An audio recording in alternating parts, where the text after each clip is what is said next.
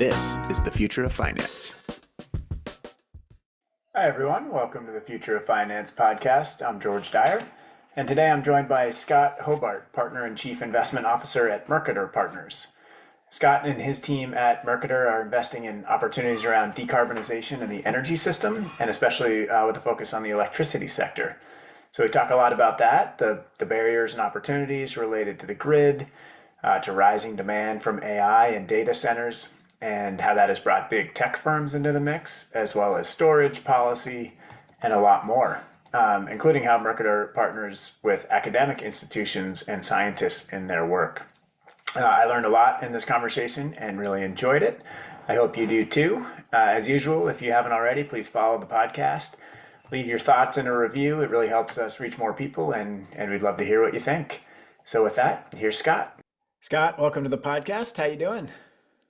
Afternoon, George. Great to see you again. You too. Thanks so much for being here. So really excited to share your work with our listeners. And to get us started, why don't you just tell us a little bit about what led you to Mercator Partners and a little bit about your journey in this space. Sure, and thanks again for the opportunity. A bit of an indirect path. After finishing uni, I joined equity research in Melbourne at Goldman Sachs and spent a couple of years there.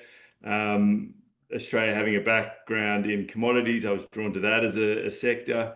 Moved to London after a couple of years and joined an early stage commodity fund. There's really 4 or 5 people that had a view to harness their experience in the physical trading market and to use those insights to deploy risk across the broader commodity space. The fund did very well. First couple of years, I then moved to Asia and set up a mandate for them, and that mandate was trading onshore in China, which at that time was a pretty unique window of opportunity. This is back in 2008, 2009. So we're trading physical metal in China as well as on the domestic exchanges, and spent a lot of time in China traveling as part of that physical trading activity, visiting some of the Western provinces and seeing that economy really at the very sharp inflection point that it was in that time. Yeah. And the industrialization and urbanization program at full pace. Moved to the US in 2014 to New York, and still working with the same commodity group. Had a window of basically 10 years then investing around the commodity space and around that tailwind that had come from China joining the WTO and the boom in commodities demand that inspired. Was beginning to contemplate stepping out into my own undertaking with a couple of partners, and saw the shift in energy markets, and in particular the drive to decarbonize and to introduce new formats of energy as the next big structural move. Yeah. And that's what really drove the decision to at that point spend a couple of years diligencing the idea before we even launched the fund, and getting across and up to speed a range of new sectors and opportunities.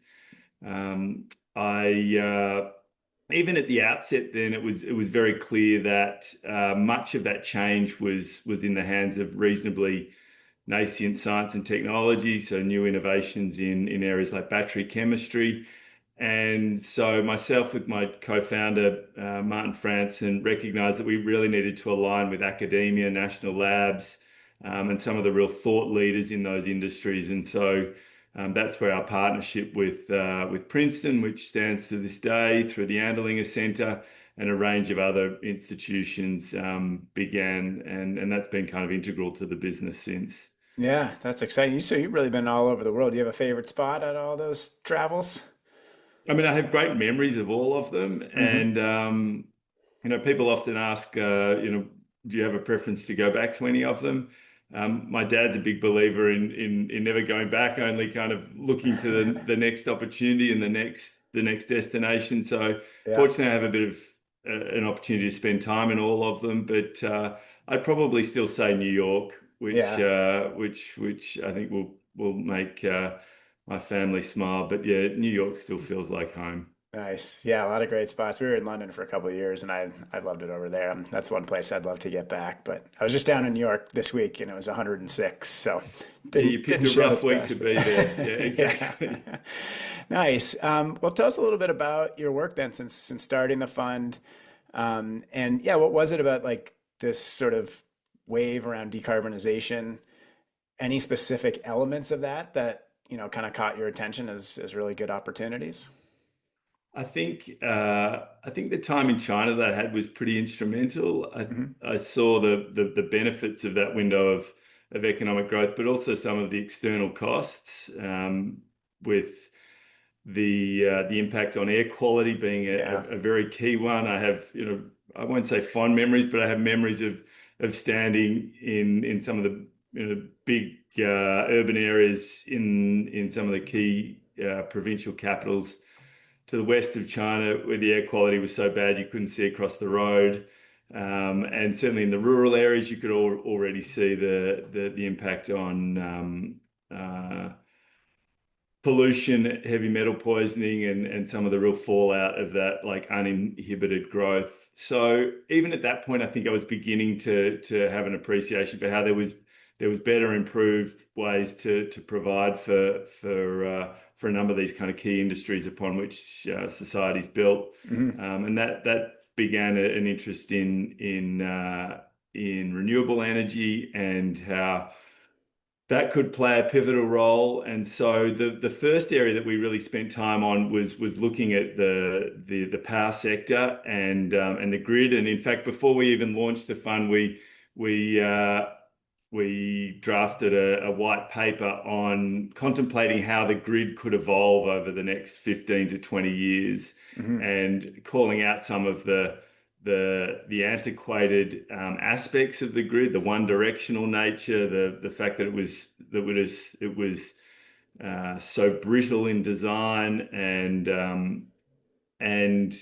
hence we stepped into areas like high voltage transmission, distributed generation, Hmm. even contemplating some of the new formats for we spent time on nuclear at that point, kind of identifying that it was a really fit for purpose tool.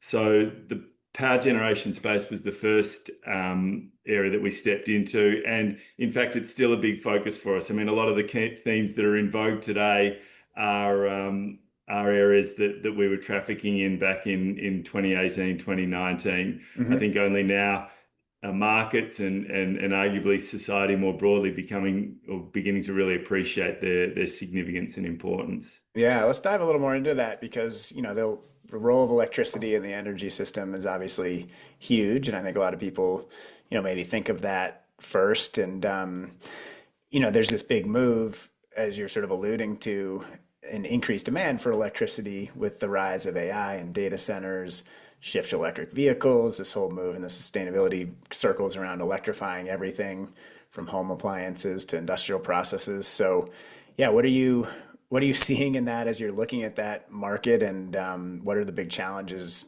and opportunities, I guess, for investors in this big shift in the electricity sector? I think it's an awkward time for the sector as a whole, and that's in part reflective of the fact that there was a lot of complacency that had built up over pretty much Decade, decades. yeah. A 20-year window of very modest load growth, particularly in the US, Hmm. had inspired the view that the energy and the power sector was there to deliver under whatever circumstance could be thrown at it, and that view is obviously in the early stages of really being challenged. Hmm. So I have it's easy to be very critical of the situation that we find ourselves in today from a power supply standpoint, but I have some sympathy for the fact that we're all, in part responsible for that complacency. Hmm. And now the challenge is how to address it and correct for it, and that's unfortunately not an easy task, and particularly given the pace and scale of the growth in demand that's coming. Yeah. Growth in demand in demand that's coinciding also with a big change in the generating mix and Hmm. the need or the mandated requirement to retire a lot of the aging fossil intensive capacity. So there's no shortage of challenges. I always try to frame it through the lens of opportunity and from the circumstance we find this ourselves in today, I actually see it as being potentially very catalytic to deliver on some of the hopes that we had for the grid when we did that initial work 7, 8 years ago. Hmm. Um, Invest heavily in transmission and distribution to open up new resources, digitize the grid increasingly, add storage to help harness some of the latent capacity that sits within the grid. Hmm. So whilst I think it's fair to describe the current window of time as something of a real all hands on deck scenario and alarm bells, it can potentially deliver an outcome 5 to 10 years down the track that's much more fit for purpose for the coming decades. Yeah. How does it work? What do you look at? Well, first of all, do you guys mostly look in the US or are you looking around the world at these issues? The mandates and the funds that we manage are global in nature, so we have Yeah. an ability to invest globally, and hence we are mindful of the shifts playing out across key regional markets around the world. The Hmm. fact that all the teams located in the US, there is an obvious draw to spend more time looking at the US market, particularly given that much of the demand growth currently is being inspired by activities in the US. Right. The flaws to that, and I think that back to the global mandate, you're often distracted from really working hard to understand what's happening elsewhere. Hmm. And I mean, it's ironic that when I was living in Asia, there was this common belief that China was a bit of a black box. Nobody actually knew what was going on in commodity markets. You had your network of sources and you tried to piece together information. The irony Hmm. being that the view then was, China would increasingly liberalize and open up, and it would become more transparent to markets globally. Um, I don't think there's many that would argue that that's the case today, but there is a number of really interesting dynamics which are playing out in China, which we as a team have been working hard to better understand, which I think are potentially instrumental for how energy markets globally evolve over the coming years. Yeah. Well, maybe we'll come back to that, but just kind of looking through the US lens a little bit. How does it work? If you look at the distribution kind of aspects of the grid itself, like where are the investable opportunities in that? Is it, technology, components? Because who really manages it? Like, how do you dive into that and find the investment opportunities? It's a piecemeal of different structures. Much of the US still operates under a regulated model, so you have regulated utilities that control the particularly the distribution networks and the retail networks. Hmm. There are other markets though which are deregulated, ERCOT being a good example.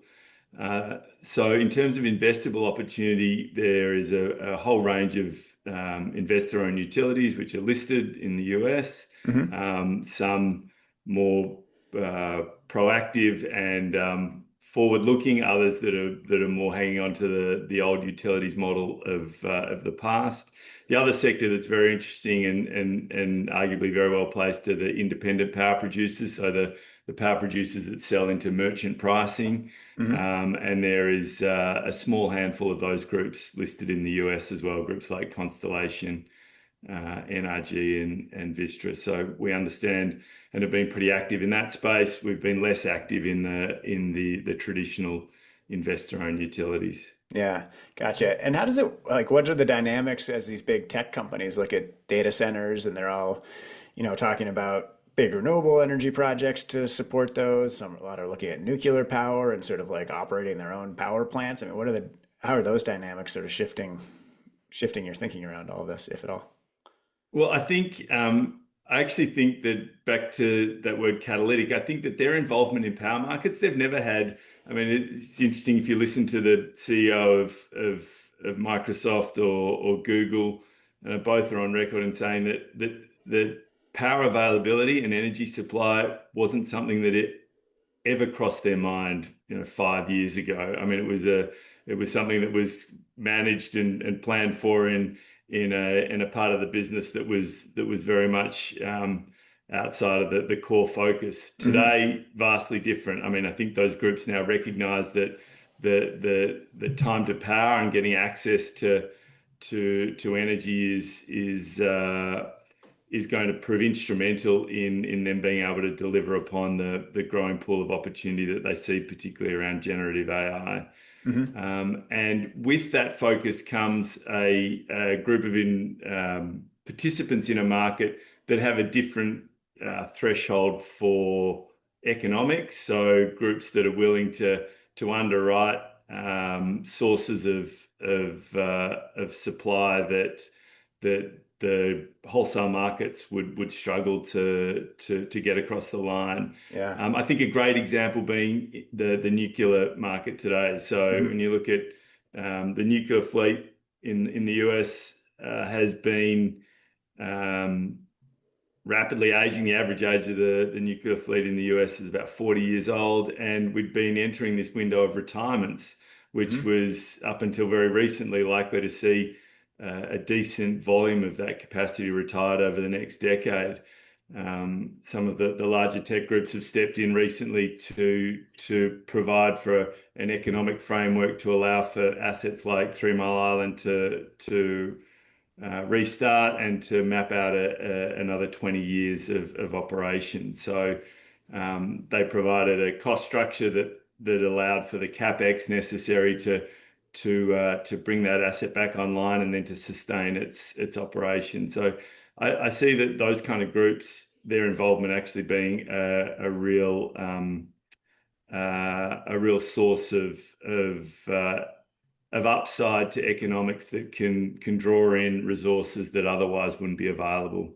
Yeah. Yeah. And do you see it sort of fundamentally shifting the nature of the grid in terms of some of these more distributed power generating systems out there? Or are they going to be sort of isolated, or how do you think that sort of plays out? I mean, it's a real mixed bag. So when you Yeah. look at how power markets are beginning to support the need to supply to the growing data center fleet, there is a whole range of models which are being deployed. A lot of the capacity today is being developed in front of the meter, so connecting directly into the grid. So data center developers are identifying sites. It's something of a land grab or a gold rush, I guess you could say, for sites that offer strong scope to interconnect load where there is available load today. But there's also models that are contemplating very different scenarios. So behind the meter scenarios whereby new generation is built purely to service that data center asset with maybe some modest grid connection, maybe no connection to the grid at all, and then a range of hybrids in between. XAI has been pretty prominent in their build out of data center infrastructure, and they've adopted for a hybrid model whereby they've brought on site a lot of generation near term to support that facility being stood up until the utility can get to the point that it can allow for interconnection. Yeah, right. That one's been in the news, right? Because aren't they using like gas generators or whatever that has some health Correct. impacts, and yeah, maybe fast track Correct. some permitting and stuff. So Yeah, I think yeah, that's kind of the polite way of putting it. yeah, yeah. I mean, it's a little scary when these things happen so fast, but it is interesting to your point that I mean, I do maybe just being overly optimistic, but see potential for this driving the types of solutions we need as we electrify more of our power sources and hopefully have clean sources of electricity that this can drive it. I've also heard the kind of the flip, and I'm curious your thoughts on this, the flip side where even if a lot of these tech companies are sort of paying for their own generation and supply and bringing more supply online, it's still driving up overall energy costs for the average consumer. Is that a dynamic you're seeing? Is that kind of the case? You've begun to see a lot of focus on that, and that issue is only going to build, I think, momentum over the coming months and years as more and more of that capacity is uh, is connected into the grid, because there is a real question mark as to the degree to which the transmission and distribution upgrades necessary to interconnect that load are Hmm. going to be socialized by everybody. And Right. I think there is a pretty dark scenario which you can paint for power markets, whereby costs go up pretty dramatically over the next decade. I mean, we're already on the tail end of a very strong window of inflation in power prices. Hmm. But the costs that the utilities are going to have to sustain to upgrade the grids to interconnect a lot of that load, there's going to have to be mechanisms introduced whereby the data center operators carry their fair share of those upgrades, and that the costs aren't passed on to consumers. What about, do you have thoughts? I've been curious. Obviously, we're going to see increased demand. We are seeing huge increases in demand, and some people are like projecting just very strong continued growth that we just never really foresaw a few years ago in terms of energy demand for these data centers. But then you also see some of these dynamics with like DeepSeek coming in and the potential for much more efficient models or platforms. Do you see a scenario where those projections in demand growth, even though they're going up, maybe aren't going up as much as we initially thought, as some of these data centers and kind of AI operations get more efficient? Completely. I mean, I think the challenge for groups like ourselves, and I think for most participants in the market, investors or otherwise, that look at how the power market's evolving, is the error bars are huge for what the outcomes will be in terms of new sources of load. I think there is even at the more conservative end, the growth in power demand is still going to be very substantial. Right. But there are far more aggressive targets which I think um, miss the opportunity for ongoing efficiency gains particularly in how AI solutions are developed and deployed. Hmm. You mentioned DeepSeek, great example of some of the transformational shifts that are available. The shift that they inspired in terms of increasing the mixture of experts and reducing the size of the parameters of the individual models within those mixture of experts, clearly delivered meaningful efficiency improvements, and by definition reduced the energy efficiency of search. But you have against that the concept that as AI continues to improve its cost structure, it's going to continue to open up a flood of new deployment opportunities. So Yeah, we'll just have more and more.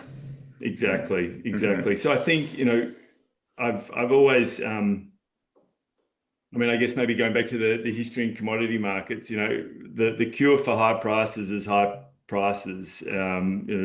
High prices inspire growth in supply to help balance a market. And Hmm. I think that there is an element of truth to that in the energy space too, or in the power space. I'm just hoping that we can navigate a path that doesn't involve some very disruptive and dysfunctional window of pricing and supply demand imbalance in the interim, because that inevitably will have implications for energy costs and energy security in particular.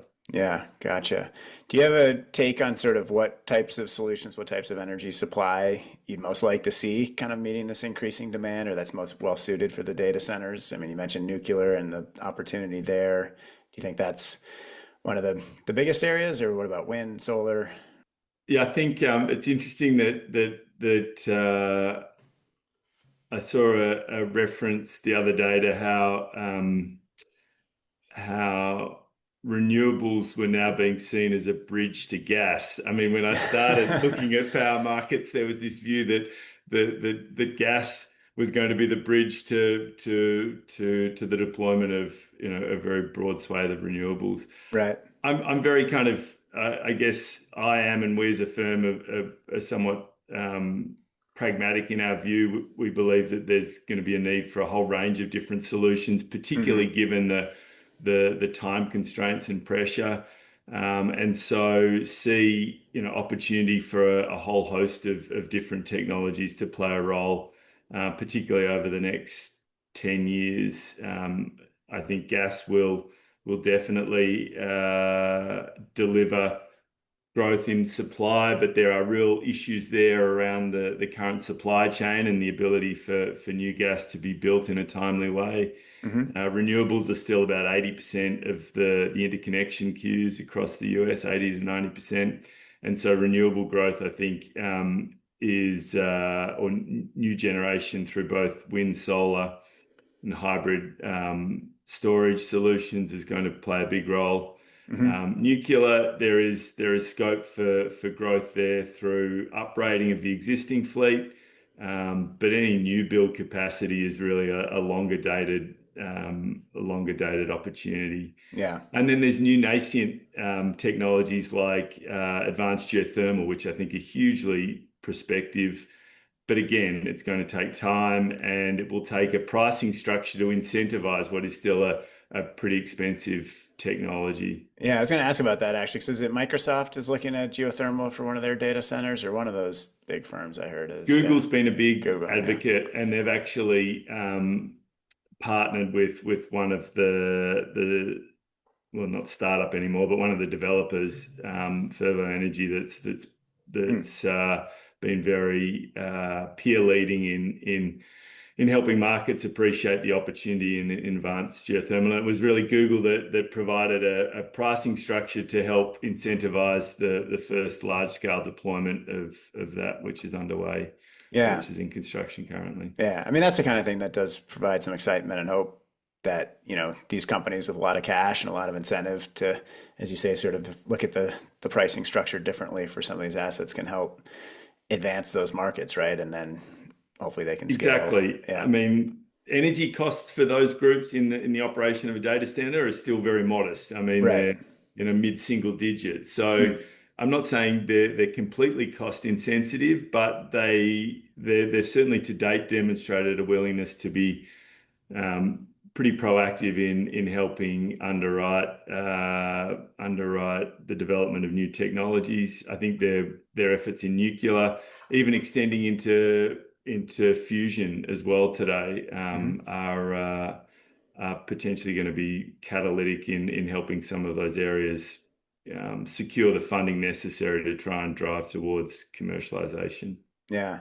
So tell us a little more about, like, from the investor perspective, how you think about the opportunities, and maybe, asset owners, the endowments and foundations in our network should be thinking about some of these issues in terms of like structuring their portfolio for the next couple of decades. And I guess first, do you all just tell folks where you invest broadly in terms of asset class? Are you looking at public market opportunities and private? Do you have limitations or focus areas in terms of asset class? So the main focus is across public markets, and the flagship fund that I mentioned before invests globally. It's relatively concentrated, invests around a series of core themes, deploying our conviction around areas that we see really opportunistic on a 2 to 3 year view. I mentioned nuclear, that's been a big focus for us for the last 18 months. I think we're conscious or cognizant of the fact that within these longer term trends, there's shorter term cycles, and so we try to be mindful of that and not be too wedded or dogmatic around a view. If we look at valuations in a sector like nuclear today, they've run pretty hard, so we've actually been cutting some of our exposure there recently. We also, I mean, when you reference the opportunity for pensions and endowments, one of the areas that I think is really quite noteworthy today is the fact that many of those groups some of which are our investors today, have a really strong appreciation for investing in a way that aligns with long-term climate goals Mm-hmm. and what's broadly referenced sustainable investment. And the fact that today we see such a compelling investment opportunity that you can actually deploy within that construct is something that I think many of those groups are likely reflecting on. Yeah. So we're still very early in this window of growing appreciation of how pivotal, instrumental, and important energy markets are, particularly the power markets. Mm-hmm. And so there's still a deep bench of opportunity for groups to deploy that risk aligned with that sustainability thesis. Let's talk a little bit about how policy impacts all of this too. I mean, how big of a driver is that as you're looking at companies and, kind of considering all the complexity in this transition and the dynamics in the market? Is that how big a part of your um, thinking and evaluation or different policy dynamics? I think policy's been a word that I probably have used far too liberally over the last 6 months, and certainly, as hard as we work to try and understand where the policy trend is heading, it's very difficult to be categoric.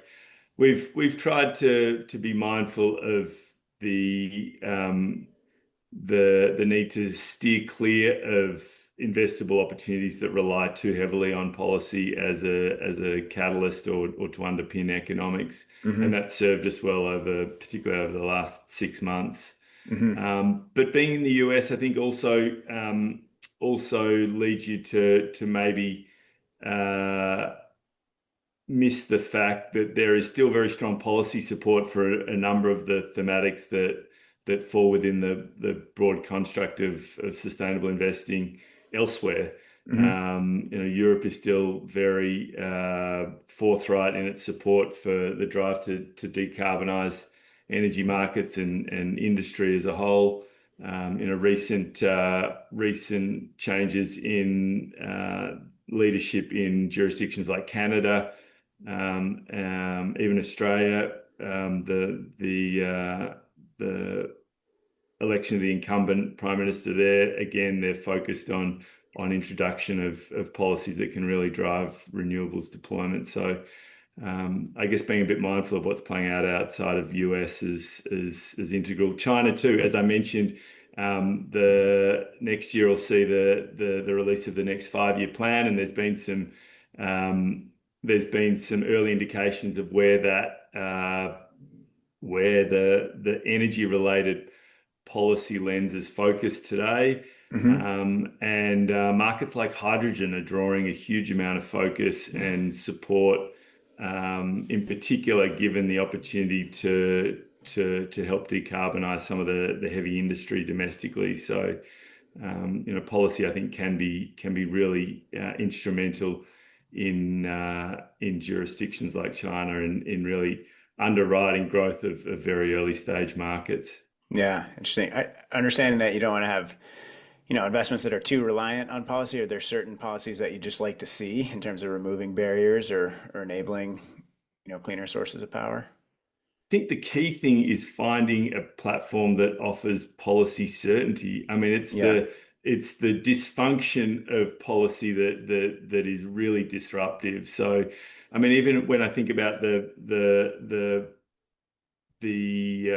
activities which are playing out in DC today around the reconciliation bill. Mm-hmm. I mean, there is clearly a scenario under which all of the overwhelming majority of the support that was provided under the IRA is set aside, and clearly that would be a headwind, a near-term headwind, but at least it would give industry the line of sight to Yeah. what they were investing against, or Mm-hmm. and the certainty. I mean, and I have some sympathy for groups that are trying to deploy big balance sheets into some of these industries today because of the for want of a better word, dysfunction that they've had to live through. Right. A good example there, I think, is the Empire Wind project, which was being developed just offshore of New York. Sponsor was Equinor, fully permitted project, gigawatt of new capacity, which was in the early stages of construction, and $5 billion spend on behalf of Equinor. They'd probably already deployed upwards of $2 billion of that spend, and the new administration halted or forced a reassessment of the permits that had been granted, basically placing that spend into question.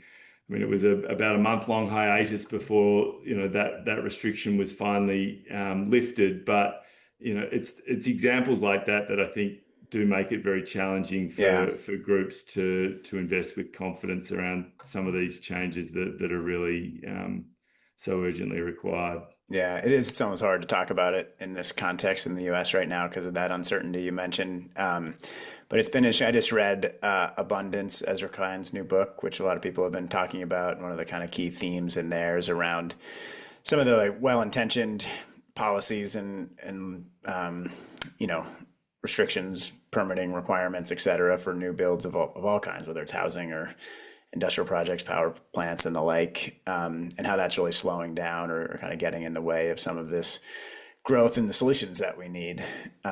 So, it would be nice to imagine a more rational policy environment where we could start addressing some of that. But is that, do you see that as a big challenge this year in the U.S. with some of those regulations that were initially designed to protect the environment and communities that are now slowing down some of these solutions? Yeah, there's opportunity for new project development there too. I mean, I quite enjoyed the book and was somewhat taken aback by some of the examples that he laid out, the insights into developing a high-speed rail network in California. I kind of was quite taken aback by. I think the last decade, particularly the last 4 or 5 years, there's been an ambition to build, but there's been a lot of complexity in trying to execute on that. And I feel like in the current environment, some of those complexities will be maybe not fully addressed, but the headwinds that they've provided mightn't be quite as strong. So, from a federal standpoint, there's an initiative currently to really re-examine NEPA, which is the National Environmental Protection Act, and the restrictions, the very punitive restrictions that was placing on the development of new infrastructure. So that alone could be pretty significant in helping drive a faster pace of growth. I mean, when you look at what jurisdictions like Canada are doing in terms of building out new critical minerals infrastructure, the Canadian government has identified the burdensome permitting process, which has kind of defined the development of new mines for many years, and said that they're going to shrink that very dramatically from basically an average of 15 years down to, I think the target was less than 3 on federal lands. Wow. So, examples like that, I think I probably see that as being optimistic, but even cutting in half, the time frame that's been required for permitting would be a huge positive, and I do think that that's possible. Yeah, it's interesting. Yeah, I mean, oftentimes when you have these big disruptions, whether it's AI or the new administration or climate impacts, it's that kind of disruption is sometimes needed to make these big changes from the way we've been doing things for a long time.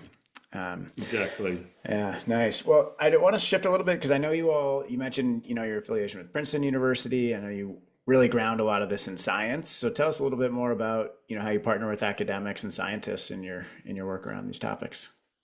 I think most of that initiative is driven by my co-founder, Martin Franson, who did his PhD in physical chemistry at Princeton. And I think he, almost by his own definition, still sees himself as something of an academic. I think he once used the word intellectually dishonest to describe the investment management industry, which I've often reflected upon. So he, together with the rest of the team, seek out feedback on some of the investment themes that we're underwriting, but also listen to a lot of the published work that's coming out of institutions like Princeton. The work that the Andlinger Center did around the net zero study, which was released back in 2020. We spent a decent amount of time with the key architects of that study, and it was really instrumental in helping our understanding of what the pathways were to decarbonize and to invest heavily in areas like transmission, which the study flagged as so instrumental in terms of opening up new resources in the US market. Other jurisdictions or other themes that we've looked at in support of academia, battery chemistry being a great example. We partner with the Electrochemical Engineering School at Columbia, and a number of the faculty there, folks like Dan Steingart, have been incredibly helpful in helping us appreciate the trajectory for advancements in battery chemistry. I think it was Dan that first flagged LFP as a really disruptive force in that sector, and one that was going to drive down the costs of battery deployment very dramatically. This is at a time when most of the markets particularly outside of China, was saying that high nickel chemistry batteries were really going to be the default for years to come. So some of the work that's done within those jurisdictions that we spend time is difficult to invest against because it is so nascent. We do have a window of opportunity to partner with some of those groups, though, given albeit a smaller focus for us, but we have been active in helping support, fund, and sponsor technology that's being stood up and spun out of universities. I mean, a good example there, I think, is through Princeton and actually through the National Lab Network. We were introduced to Dr. David Gates, who was the head of advanced engineering at the Princeton Plasma Physics Lab, PPPL, which is the national lab focused on fusion. David had a really innovative concept for a stellarator reactor that he was contemplating the best path forward to look to build. We worked with him as he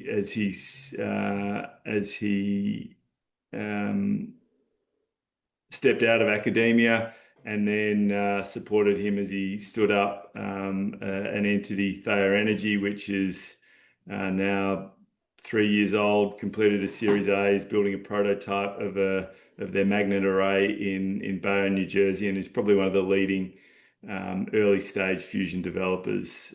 So we see a huge depth of benefit in the partnerships that we've built, and I don't think that we'd be the firm today that we see ourselves as without those partnerships in place. Yeah, that's very cool. I mean, we talk about it quite a bit, working with a lot of college and university endowments, that they have so many resources right there on campus, both in terms of like their investment strategies and thinking about sustainable investing, and academics that are looking at that, but in terms of expertise and all of the kind of core science that you're talking about that leads to these solutions. And it's interesting too about the companies that are incubating coming out of these institutions. I know there are a couple of institutions, at least, I think University of Chicago, University of California, that have programs where their endowments can actually invest directly in some of those startups coming out of the research at the universities, which is pretty cool synergy around this work.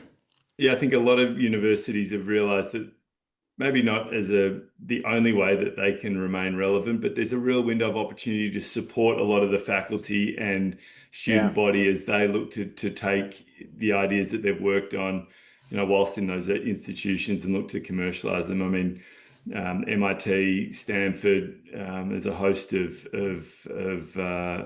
universities that I think have done a really strong, credible job of that. And I think, back to the point earlier, I think industries like asset management have a huge amount to benefit from building those partnerships over time. I mean, Hmm. it's still far too much of a siloed Yeah. relationship, and I think as universities become a bit more outward looking, I don't think you'll get a huge amount of resistance from some of our peers in the broader um, asset management space from really taking up that as a window of opportunity.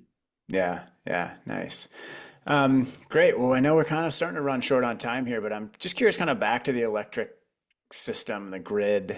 Um, what do you, I'm just a big fan of like setting a vision, and as we go through these big types of transitions, as you think about what the electric grid might look like, just say in the US as an example in 2040 or 2050, if we're successful in kind of decarbonizing and coming up with a lot of these solutions, what does that system look like? I mean, I'd say it's probably best defined by a pretty wholesale change to this one directional nature, which kind of defines the grid today. Hmm. So a far more dynamic grid that utilizes the huge amount of incumbent capacity that sits there idle so much of the time today. And there's real tools that can unlock that, and I think storage is probably the key one. So an ability to store electrons across a whole range of different nodes, whether it be residential storage that sits across the transmission and distribution grid in the commercial and industrial space, Hmm. which will significantly reduce the burden of that traditional relationship whereby supply has to always be in a position to react to and respond to and meet demand Yeah. at any one point in time.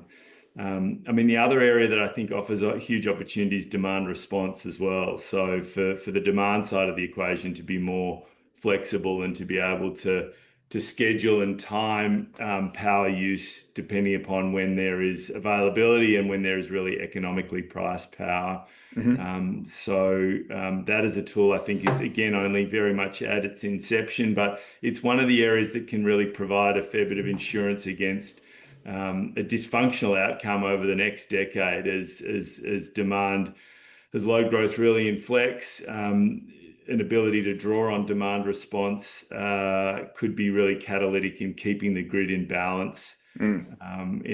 against a scenario whereby things could otherwise be quite disorderly. There's been some really interesting work done by Nicholas School at Duke around how all of this new load inspired by the data center community could be accommodated by the grid if only that load was willing to sacrifice the ability to access that load for a relatively small window of time, Mm. say 90 to 100 hours a year. Hmm. I think you mentioned it earlier that through windows of unease and dysfunction often comes like strong outcomes. I think that's probably at the top of the list of one of those windows of opportunity that could really leave us much better place moving forward if we harness it over the coming years. Like, what are the bigger kind of steps for getting there? Is it physical infrastructure, or is it software, tech, AI that's going to help with demand response and kind of managing the storage and where the energy is needed when, those types of things? Is it more of a physical challenge or a software challenge?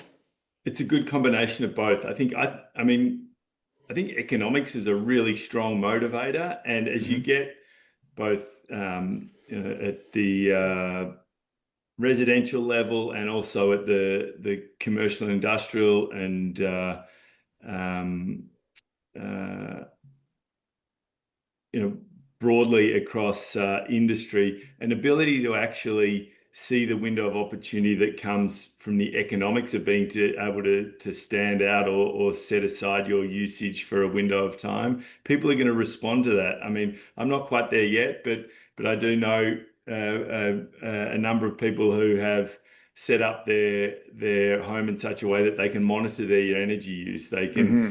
tell when they know when their EV is charging, when their air conditioner unit's on, when they're running the washer and dryer, and they can schedule that those operations at points whereby there is a lower tariff threshold being applied, and it never ceases to amaze me how enthused people become about taking up that window of opportunity.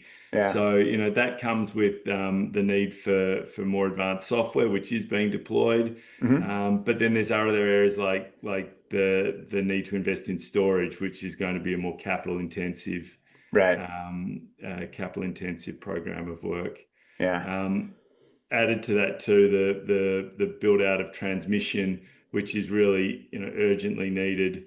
That comes with a pretty heavy cost burden as well. Sure. Yeah. Nice. Excellent. Well, Scott, couple of kind of quick fire final questions here. What's a book, a podcast, an article, a resource that people interested in learning more about these topics should check out? I mean, I think I'm kind of pretty late to the piece, but I just finished a book called Energy and the Environment, which was Vaclav Smil's, I think it was back in maybe 2017. Hmm. Sorry, Energy and Civilization, I should say. And that was a great walk through of how, energy has just been fundamental to human civilization, that we've gone through these windows of quite large structural change, and that they can be a bit disruptive, but they do offer huge opportunity as well, and how important it is for us as a collective to focus on the need for change. So Hmm. I'd certainly be a big. It's a bit dense. You have to kind of really like plow through it, Hmm. but to give you context for the current challenges and the fact that they've been faced before and surpassed, I thought was a really interesting insight. Cool. Yeah, I love those books that are kind of big retrospectives where you can see the patterns in history through some of these types of changes. The other one that I'd throw in quickly that I've been reading ad nauseum is the Lorax to my kids, which I never fails to surprise me how great a reminder it is for all of us about the importance of conservation Yeah. and so I think I could probably repeat that ad nauseum. Yeah, I was there a few years ago where I had it pretty much down, but it is true. It helps you appreciate what we've got, which is at the core of so much of this. What about on a personal level when you're not working on all these topics? What might we find you doing? Well, chasing after small kids is probably top of Yeah. the list, but I still try and carve out a bit of time for some of the pursuits that I kind of enjoyed before time was at such a premium. Hmm. Still enjoy skiing a lot over the winter, and fortunate now that the kids are old enough that they're beginning to get into that, so I don't Oh, have nice. to selfishly kind of disappear by myself. And then in the summer, I was a swimmer as a kid and still really enjoy swimming. So I swim a lot, particularly in the open water. So that's kind of Nice. my happy place when time allows. Yeah, that's great. What do you have? Do there lakes nearby that you can do that in, or is it where you find open water? I've done some kind of I've done all sorts. I trained for a swim across New York Harbor last September, which some people thought I was somewhat mad doing, but was kind of surprised that the water quality was as good as it was. But I mean, a lot of the open water is out on Long Island, where Yeah. there's still really good bodies of Yeah. water that you can track down. Yeah, nice. Very cool. All right, one quick final one on the regulatory piece. We talked a little bit about this, but if there was one policy change that you could make at the snap of your fingers to address climate change, what would that be? Uh, Good question. I think if I was an idealist, I'd say a carbon price, but that certainly seems like a distant hope today. I think that's Mhm. the one thing that would really focus um, so many of us and those that are real key decision makers that can drive the path of emissions to the actual external costs of particularly a lot of industry today. Hmm. Um, with the in the knowledge that maybe that is a bit optimistic. I think just policy certainty, as I mentioned before, Yeah. to give certainly the corporate sector, the ability to invest without the risk of this dysfunction in policy.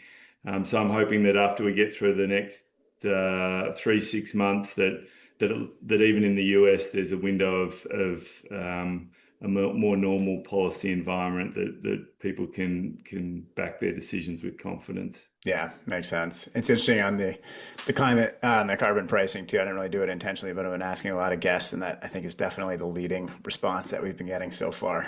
It's got to find a way to make it happen. How about you talked a little bit about your vision for the future of the electricity grid? How about for the financial services industry, or just the concept of finance in general? If we're to address these sustainability challenges, what do you think that needs to look like? I think that further progress around the financial markets pricing in some of the external costs of the business models that they invest in and around would be really catalytic in driving a path to the outcomes that sustainable investing advocates for. And we've seen, a fair bit of regulatory action globally in support of that move over the last number of years. It's still very firmly in place in jurisdictions like the UK or Europe, I should say, and we have a deep amount of respect for initiatives like the SFDR and the EU taxonomy, which is the lens through which we identify what we believe to be a high bar for sustainable investment. So I think an ongoing, I think it's probably a trend that's going to slow in the US over the next couple of years, but in terms of direction of travel, pricing in the external cost of businesses is something that I think as a trend is firmly entrenched and is going to deliver the end goal that certainly I hope for in shifts in finance over the coming decades. Yeah, absolutely. Nice. And then what about for young people or students interested in this space? Any advice you'd have for them? I think that, I mentioned the opportunity and why I found, investing around commodity markets so rewarding in the middle of entering that space in the early stages of a large structural trend. There is very similar parallels in the energy markets today, and I think the opportunity I actually have a lot of sympathy for recent grads and those early in the workforce. I mean, there is a fair bit of dysfunction in across a range of markets today, and I think the job market is quite difficult. But the opportunity, I would say, is to find something within that broad energy space that really sparks your interest and an intellectual curiosity, and learn as much about it as you possibly can, and then use that as a tool to begin to build a network. Because it never fails to surprise me that people are always interested in learning something, and if you've got detail that is really engaging for them, it has the potential to open a lot of doors. Yeah, excellent. Nice. Well, Scott, thank you so much. I mean, to that point, I've learned so much through this conversation about the energy system and electricity system. So really appreciate you taking the time and for all the good work you're doing. And I hope we get a chance to talk again soon. Yeah, let me just conclude by thanking you for all the work that you do at IEN. I mean, it's incredible to have that consistency of voice and message, particularly in a time like today, and we're really pleased and proud to be partners with you all. Well, great. Thank you so much, Scott. We appreciate it. We'll talk soon. Have a good one. Thanks, George.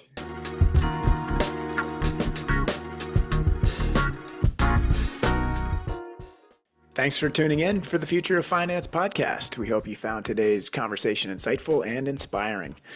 Don't forget to subscribe or follow us on your favorite podcast platform. And please take a moment to rate, review, or share the show. All of this really helps us to reach more people like you who care about creating a thriving and sustainable future. And it's a really easy way to have a big impact. So please do follow. A quick disclaimer, the content of this podcast is for informational purposes only and does not constitute investment advice. Investments and strategies discussed may not be suitable for all listeners. Please consult a financial, legal, tax, or accounting professional before making any investment decisions. References to managers and funds are for informational purposes only and should not be considered endorsements or investment solicitations. This podcast does not monitor fund performance or guarantee the accuracy of third-party materials or statements. This has been an episode of the Future of Finance podcast, exploring how finance can shape a vibrant and sustainable future. Thanks for listening, and we'll see you next time.